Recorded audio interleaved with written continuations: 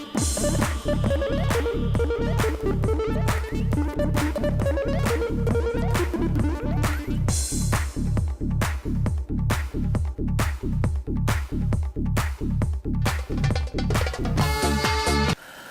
YouTube.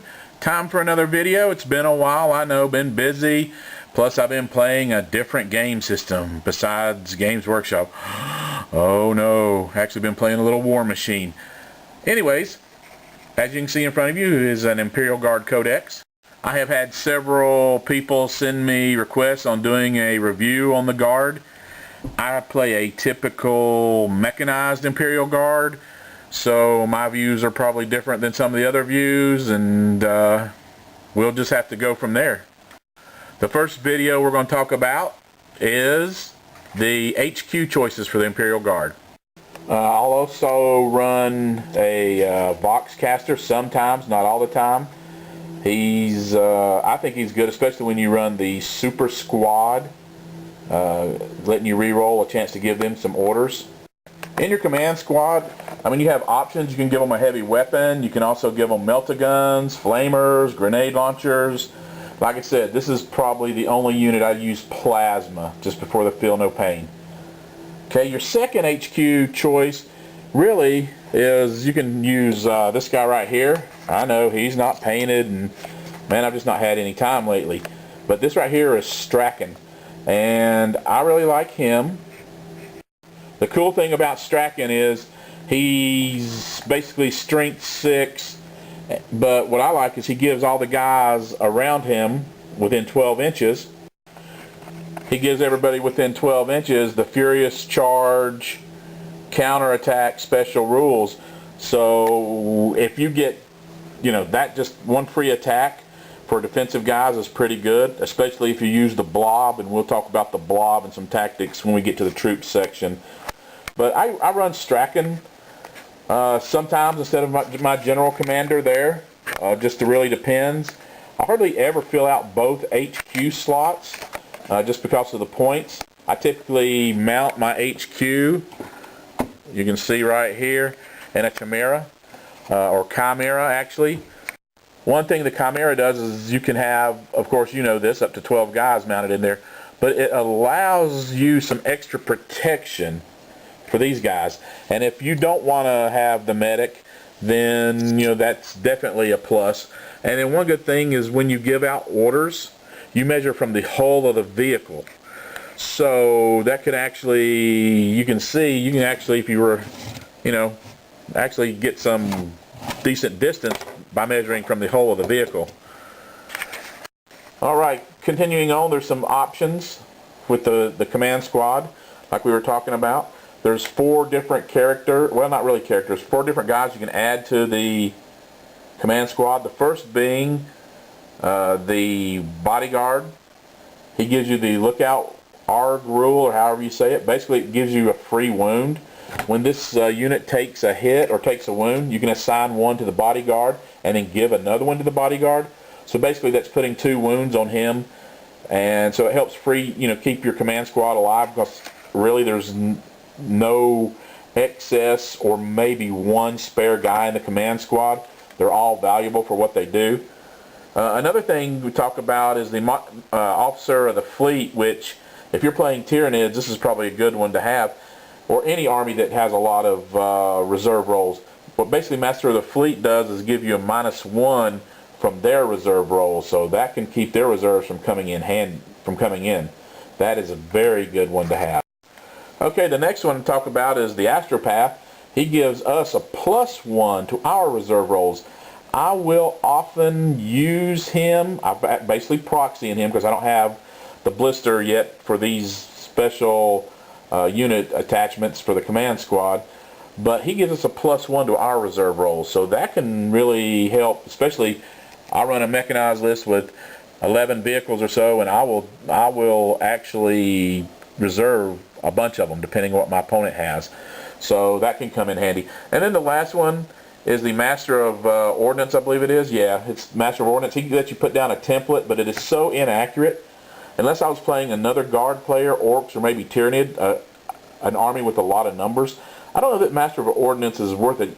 It's cool, but it never hits, and he costs 30 points just like the other Master of the Fleet and the Astropath, so not sure if he's really worth it. Give him a try though if you like him. Alright, that's pretty much it for the first headquarter option, the company command. Like I said, some guys will just run your commander naked. I run mine with a power fist, and I'll tell you why. Because if you read under the description, the company commander, he is not an independent character, so he cannot be picked out, unlike HQ and many of the other armies. So he's basically like a veteran sergeant, so he can pop away at people with his power fist. So that's a little tactic I like to use, is because, you know, a little survivability. But then again, I guess if your command HQ is getting into close combat, things are maybe not that good anyways. Alright, we talked about Strachan already.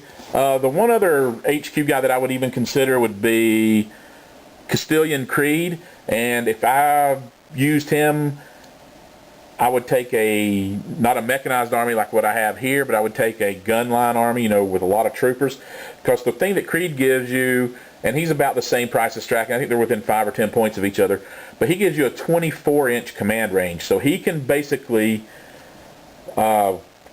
he should be able to give command to all your units within 24 if you put them in the center of your deployment zone, maybe not the guys on the very edge, where Strachan and the company commander only have a 12-inch range. He has a 24.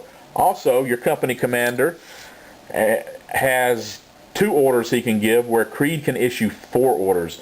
So Creed, haven't used him yet, but he would be worth considering, especially in an army where I have multiple squads, heavy weapon teams, and stuff like that. Alright guys, we're going to talk about Nork, Dead Dog, and Sergeant Kell. I believe Nork is just not worth his points. And as far as Sergeant Kell, he's too expensive for what he does. Also, I'm just not a big fan of the Ogrins. They're too expensive money wise, and then they don't fit my army. If they fit your army, that's cool. And if you can make Nork Dead Dog work, please post below and tell me how you get him to work. I'm curious. Alright guys, we're going to move on to the Lord Commissar. He's another one of our HQ choices. One thing I like about the Lord Commissar is he gives his command to anything within 6. And you're probably thinking, well, that's not that good. Really? Well, his leadership is 10. Your typical heavy weapon team and squad is only 7s, 8s if they're veterans, but 7. So there's a huge difference between a leadership of 7 and a leadership of 10. One tactic you can do is if you have 2 or 3 heavy weapon teams, so that's 6 to 9 models, you can attach him to one of the units and make sure he's within 6 of the other one, and basically your heavy weapon teams will not run off when they get shot and take casualties. That is, so for the 70 points, he's probably worth it to keep your heavy weapon teams, you know, there on the board. Okay, one note though, he is an independent character, so if you attach him to a unit and it gets charged, he can be singled out. So that's why I will a lot of times keep my Lord Commissar cheap as far as point wise. I'll give him maybe a plasma pistol because he has 3 wounds, but whether you give him a power sword or power fist, that's up to you. And then speaking of power fist, you got Commissar Yart.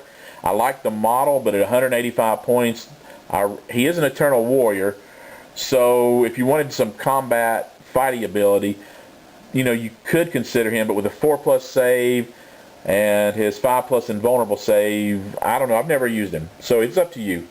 One day down the road when I keep building up my guard, I'll probably pick up the model because I just like it. Alright, that brings us to the Psyker, the Primaris Psyker. I've looked at his stuff. I've played against the Psyker with another army. He seems cool, but I think the Guard, we have better options than using the Psyker. That's just my personal opinion. Then we have 2 other choices for our HQ. One is a Tech Priest, which obviously you don't see one in front of you because I don't own one, which it's cool because if I run a heavy mechanized list, you know, to repair tanks and stuff, but you know, in all honesty, I don't know, there's 45 points bare. I just feel like there's other things you could spend them on, your points on.